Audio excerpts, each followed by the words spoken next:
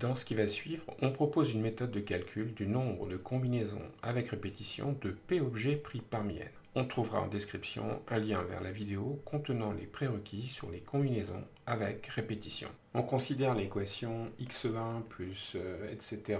plus xn est égal à P, où n est un entier naturel non nul donné et p un entier naturel qui lui pourrait être nul. Les inconnus de cette équation sont les nombres x1, etc., xn, avec la particularité que ce sont des entiers naturels, donc des entiers positifs. Ce qu'on souhaite prouver, c'est que le nombre grand N de solutions de cette équation, qui par définition est le coefficient bibinomial p répété parmi n, eh bien que ce coefficient vaut le coefficient binomial p parmi n plus p moins 1. Dans ce qui suit, on va montrer que grand N, c'est aussi le nombre de suites croissantes de p éléments parmi 1, 2, etc. jusqu'à n. Et dans un deuxième temps, on prouvera que n vaut le coefficient binomial p parmi n plus p moins 1. Pour illustrer ce qui suit, prenons n égale 5 et p est égal à 8, ce qui va donner l'équation x1 plus etc. plus x5 est égal à 8.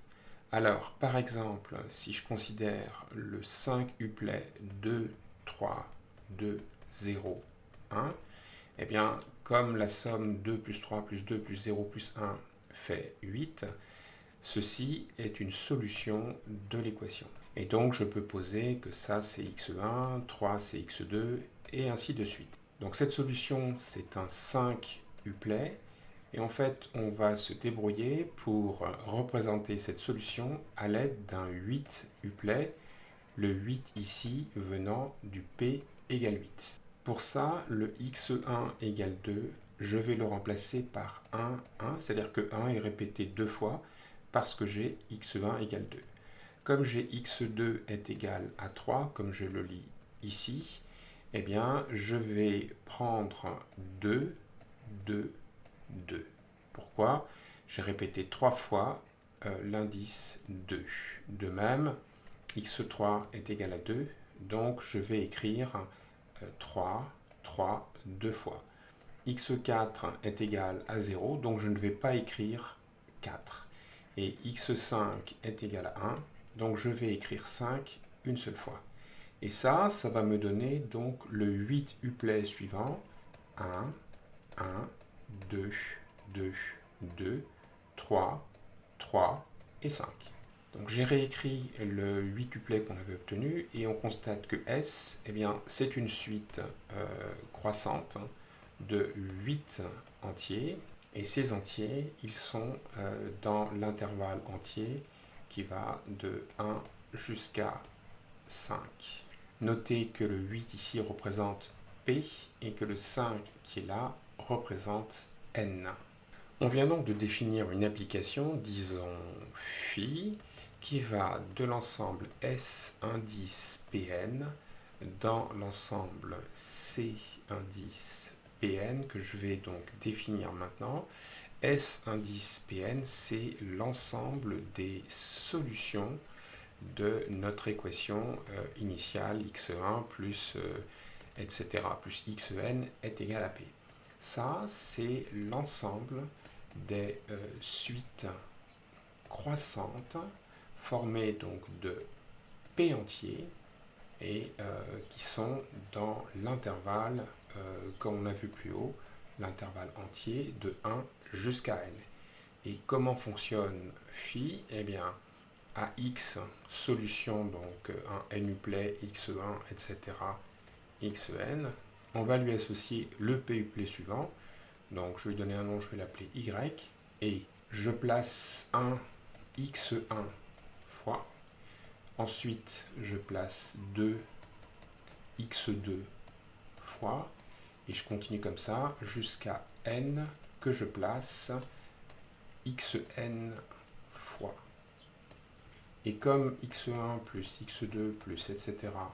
plus xn est égal à p, j'obtiens bien un p uplet. Et il est évident par construction que la suite y est une suite croissante d'entiers entre 1 et n. Un petit peu plus bas, on utilisera à nouveau l'application phi. Réciproquement, je vais me donner une suite de p entiers entre 1 et n.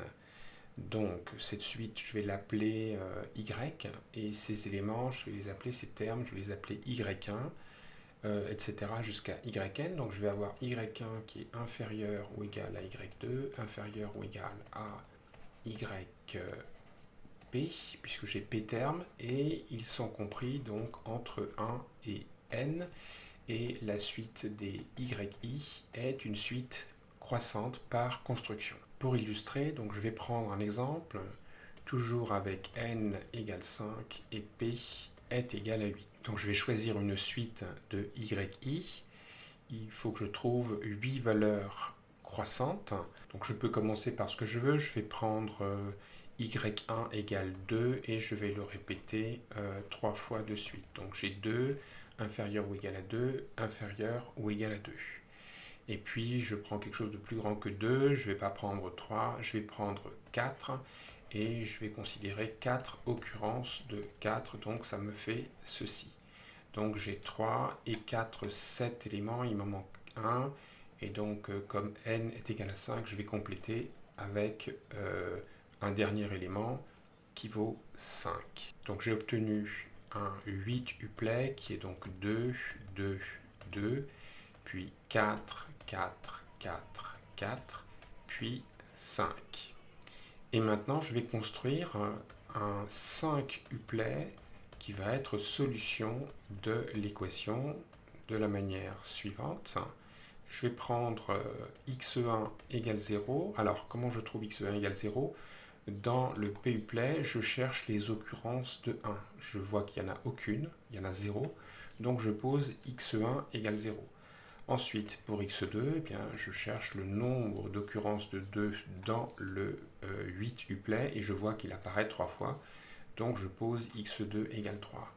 De même, x3, eh bien, x3 égale 0 puisque 3 n'apparaît pas dans la liste.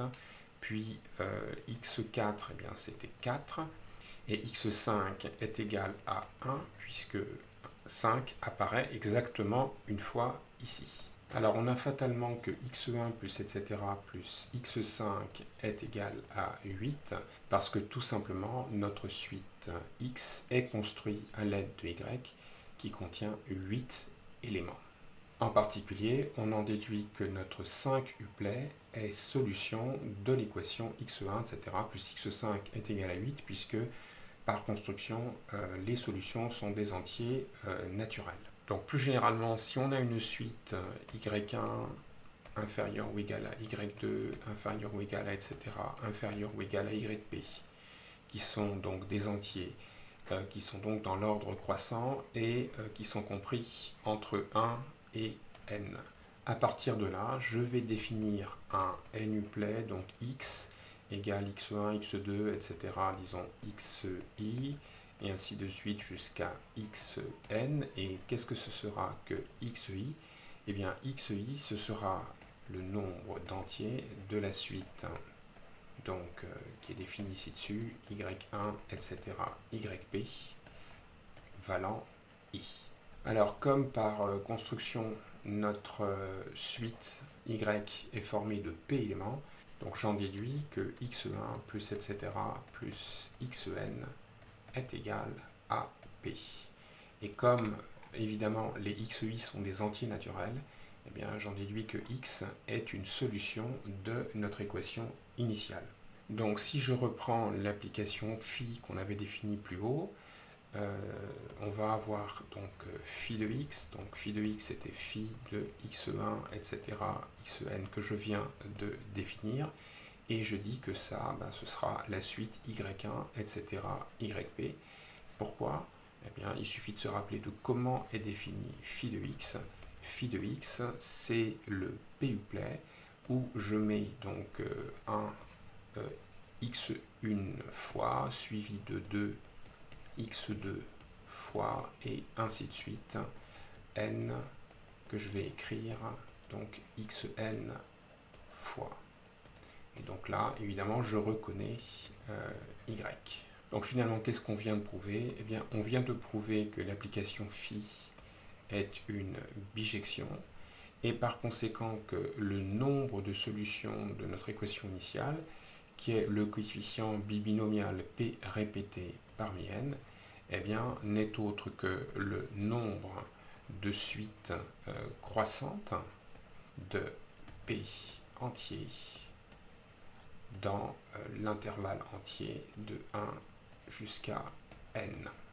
Donc finalement, on a ramené le problème du calcul du nombre de solutions de l'équation à un problème de dénombrement de suites croissantes ayant p termes dans un intervalle entier donné. Et donc c'est ce problème qu'on va résoudre maintenant. Avant de s'intéresser au dénombrement des suites croissantes, en fait, on va s'intéresser à un problème qui est beaucoup plus simple, qui est le problème du dénombrement des suites strictement croissantes. Donc on va s'intéresser au nombre de suites, disons, y, donc formées de p entier, y1, etc., y, p. La suite y va être strictement croissante, donc ça veut dire que y1 est strictement inférieur à y2, est strictement inférieur, etc., strictement inférieur à yp, et tous ces nombres sont compris entre 1 et, disons, grand N. Donc, comme la suite y est formée de valeurs distinctes, puisqu'elle est strictement croissante, il y en a autant que le nombre de façons de choisir p entier distinct entre 1 et n, puisqu'ici, on a exactement p entier. Et donc, on en a combien? Eh bien, on en a, par définition du coefficient binomial, on en a p parmi n. Donc ça, c'est le nombre de suites y strictement croissantes dans l'intervalle entier de 1 jusqu'à grand N, bornes incluses. Maintenant, revenons aux suites croissantes et ramenons-nous au cas des suites strictement croissantes. Tout est basé sur la remarque qui va suivre. Soit A et B, deux entiers, donc il est important qu'on ait affaire à des entiers. Alors on a l'équivalence suivante, A est inférieur ou égal à B, eh bien c'est équivalent à dire que A est strictement inférieur à B plus 1. Donc cette équivalence nous permet de traduire une inégalité large en une égalité stricte, ou le contraire. Donc concernant le sens direct, eh bien il est évident parce que si A est inférieur ou égal à B, donc si A est inférieur ou égal à B, eh bien B est strictement inférieur à B plus 1. Et donc en regardant le début et la fin, j'ai bien l'inégalité recherchée. Regardons l'autre sens. Donc je vais supposer que A est strictement inférieur à B plus 1. Et je vais démontrer que A est inférieur ou égal à B. Donc, comme A est strictement inférieur à B plus 1, j'en déduis que A moins B est strictement inférieur à 1. Mais A moins B, c'est un entier, parce que A et B sont des entiers. Donc, si un entier est strictement inférieur à 1, c'est que cet entier, eh bien, il est inférieur ou égal à 0. Pourquoi ? Parce que entre 0 et 1, il n'y a pas d'entier. Donc si notre entier est strictement inférieur à 1, eh bien, la première valeur qu'il puisse prendre, c'est 0. Donc je vais me donner une suite de P entiers, donc disons Y1, qui va être croissante, donc inférieure ou égale à Y2, inférieure ou égale à, etc., inférieure ou égale à YP, et tous les éléments de la suite sont compris entre 1 et n. Alors, on voit que y1 est inférieur ou égal à y2. Donc, d'après le résultat liminaire qu'on a établi, ça veut dire que y1 est strictement inférieur à y2 plus 1. Mais y2, il est inférieur ou égal à y3. Donc, par le même argument, j'en déduis que y2, il est strictement inférieur à y3 plus 1. Ça veut donc dire que le y2 qui est ici, eh bien, je peux le majorer par y3 plus 1 plus 1, donc y3 plus 2. et ainsi de suite, en disant que y3 est inférieur ou égal à y4, et en appliquant donc le lemme, je vais obtenir la majoration de y3 plus 2 par y4 plus 2 et 1, 3. Donc finalement, qu'est-ce qu'on vient d'établir? On vient d'établir donc y1 est supérieur ou égal à 1, donc je vais le réécrire ici, 1 inférieur ou égal à y1, qui est strictement inférieur à y2 plus 1, qui est strictement inférieur à y3 plus 2, qui est strictement inférieur à, etc., qui est strictement inférieur à yp plus p moins 1. On voit bien qu'à chaque fois, entre l'indice et ce qu'on ajoute, il y a un d'écart. Alors, yp, par hypothèse, il était inférieur ou égal à n, donc yp plus p moins 1, il est inférieur ou égal à n plus p moins 1. Alors, je vais donner un nom aux différents membres de l'encadrement. Donc ça, je vais l'appeler y1 w1, ça, je vais l'appeler w2, ça, je vais l'appeler w3, et ainsi de suite. Ça, je vais l'appeler WP. Donc, si je récapitule, j'ai W1 qui est strictement inférieur à W2, qui est strictement inférieur à, etc., qui est strictement inférieur à WP. Et tous ces nombres sont compris entre 1 et n plus P moins 1. Donc, il faut noter que la suite des WI est une suite strictement croissante d'entiers entre 1 et n plus p moins 1. Donc réciproquement, si j'ai une suite WI qui est strictement croissante et formée donc de p éléments distincts entre 1 et n plus p moins 1, est-ce que je peux lui faire correspondre une suite croissante comme ci-dessus? Eh bien, si c'est le cas, à ce moment-là, ça veut dire que W1 est égal à Y1. Donc j'en déduis, j'ai pas le choix, que Y1 est égal à W1. Puis de même, quand je regarde à côté, je vois que Y2 est égal à W2 moins 1. Et ainsi de suite. Je peux aller jusque-là. J'ai YP qui est égal à WP moins P-1. Donc je vois que s'il existe une suite, elle est unique.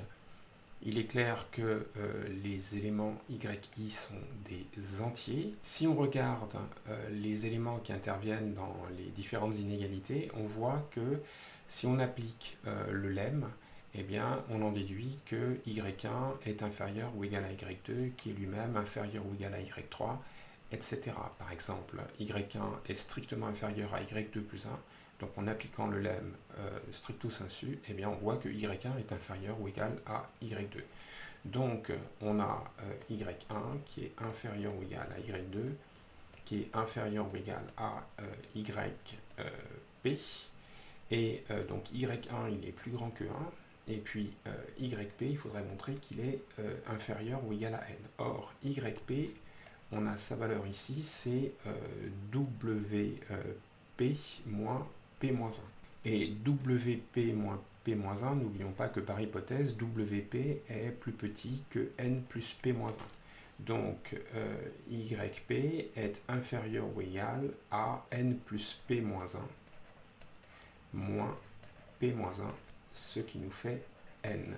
Donc, on a bien prouvé que la suite des YI est une suite croissante prenant donc P valeurs entre 1 et N. Donc je rappelle ce qu'on vient d'établir. On a établi qu'à toute suite de P entier croissante entre 1 et N, on peut lui associer une unique suite strictement croissante WK de P éléments compris entre 1 et N plus P moins 1, et que réciproquement, à toute telle suite était associée une unique suite YI. Donc, qu'est-ce qu'on vient de prouver? Eh bien, on vient de prouver que le nombre de suites croissantes de P entier entre 1 et N, et ça, on a vu tout à l'heure que c'était donc notre coefficient binomial P répété parmi N, eh bien, c'est le nombre de suites strictement croissantes entre 1 et N plus P moins 1, les suites comportant P éléments. Or, on a vu tout à l'heure qu'on pouvait facilement dénombrer le nombre de suites strictement croissantes. Il y en a donc combien? Eh bien, il y a P éléments, donc c'est P parmi combien d'éléments qu'on peut choisir de 1 à n plus P moins 1. Donc, il y en a n plus P moins 1. Donc ce n plus p moins 1, c'est tout simplement la borne supérieure qui est ici. Et ça, c'est exactement ce que l'on voulait démontrer. Toujours en dénombrant des suites croissantes, on va, par une approche différente, retrouver le nombre de solutions de notre équation x1 plus x2 plus etc. plus xn égale p. Donc on part d'une solution x égale le n-uplet x1, etc., xn, donc appartenant à n puissance n, et donc solution de l'équation, et on va lui associer la suite des cumuls, donc la suite que je vais appeler y. Alors la suite des cumuls c'est quoi? Eh bien le premier terme c'est x1, et puis le terme suivant c'est x1 plus x2. Et ainsi de suite, jusqu'à x1 plus x2 plus etc. plus x indice n-1. Et puis, on pourrait considérer le dernier terme, le dernier cumul, x1 plus etc. plus xn-1 plus xn. Mais par hypothèse, ce cumul, il est constant, il vaut p. Donc, en fait, je vais l'ignorer et je vais m'arrêter donc à ce terme-ci. Donc en fait, voici notre suite de cumul. Alors je vais donner, je l'appelle y, et les termes de la suite, donc je vais les appeler y1, y2, etc. jusqu'au dernier qui est y indice n-1, en sorte que notre suite appartient à n puissance n-1. Il y a n-1 termes dans la suite. Comme chaque élément, sauf le premier, s'obtient en additionnant un xi au précédent, eh bien, on voit que la suite des y est une suite croissante. Alors, croissante entre quelle et quelle valeur? Bon, y1, il est positif, puisque y1, il vaut x1. Et puis, le dernier terme, x1 plus x2 plus etc. plus x n-1. Donc ça, c'est le dernier terme y indice n-1.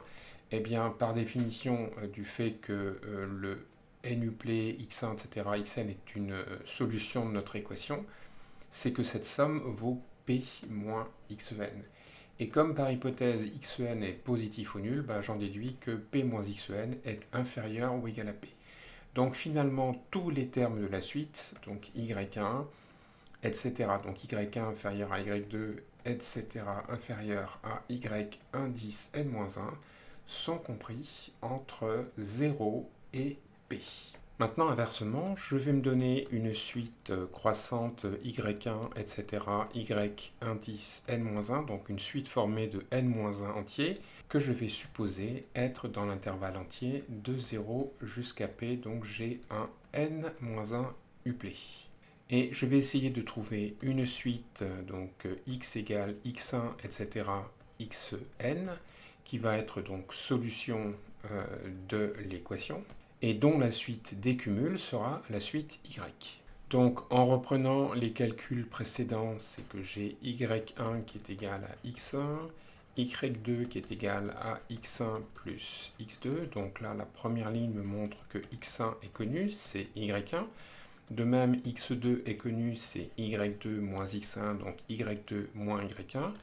Et ainsi de suite, sachant que y indice n-1, c'est x1 plus etc. plus x indice n-1, eh bien j'en déduis que x indice n-1, eh bien c'est y n-1 moins y n-2. Alors le y1, il est positif, et puis on a dit que la suite était croissante, donc ça c'est positif, et ça c'est positif. Reste à trouver xn, mais nécessairement xn c'est p moins la somme des xi pour i entre 1 et n, donc x1 plus etc. plus x indice n-1. Et ça, c'est donc, d'après ce qui est écrit ici, c'est y indice n-1, donc ça fait p moins y indice n-1. Et on avait supposé que y n-1 était inférieur ou égal à p, en sorte que xn est positif. Donc finalement, on a bien trouvé une unique solution x de l'équation dont la suite des cumuls soit la suite y. Donc finalement, qu'est-ce qu'on vient de montrer? Eh bien qu'il y a autant de solutions de l'équation initiale qu'il y a de suites croissantes, donc y, formées de n-1 termes, donc y1, etc., y indice n-1, et qui sont à valeur dans l'intervalle entier entre 0 et p, donc appartenant à l'intervalle entier 0p puissance n-1. Par ailleurs, je rappelle ce qu'on a vu dans la première partie, c'est que le nombre de suites croissantes ayant q termes et à valeur dans un ensemble de m éléments, eh bien ce nombre, c'est l'entier grand N qui est le coefficient binomial q parmi m plus q-1. On va appliquer ça à notre problème qui est de trouver donc le nombre de suites y croissantes à valeur dans l'intervalle entier de 0 jusqu'à p et comportant n-1 termes. Donc si j'applique le rappel, ça veut dire que q c'est n-1, c'est le nombre de termes, et que les valeurs de la suite sont prises dans un ensemble à m éléments, donc m c'est le nombre d'éléments de l'intervalle entier de 0 jusqu'à p, comme les bornes sont incluses, ça nous fait p plus 1 éléments. Donc on en déduit que le nombre de solutions de notre équation initiale, c'est grand N égale le coefficient binomial, donc Q parmi M plus Q-1 comme on le voit ici.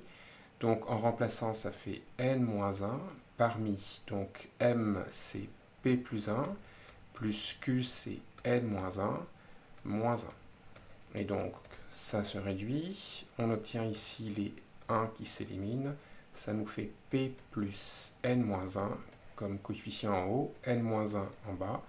Et comme je vois n-1 et n-1 en haut et en bas, c'est aussi le coefficient binomial P parmi P plus n-1, ce qui correspond au résultat qu'on avait trouvé dans la première partie.